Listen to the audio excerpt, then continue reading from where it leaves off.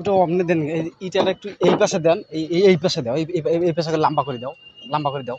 টাকার তিনটে এক পাশে করে দাও, এরকম করে দাও। এটা যেভাবে এই পাশে দিয়েছেন এইটা এই দিক দিয়ে রাখবো, এই দিক। ওইটা তোলো, বোঝে না রে। হ্যাঁ, এই যে অতটা তো আচ্ছা, ওই দুইটা শুধু তোলো।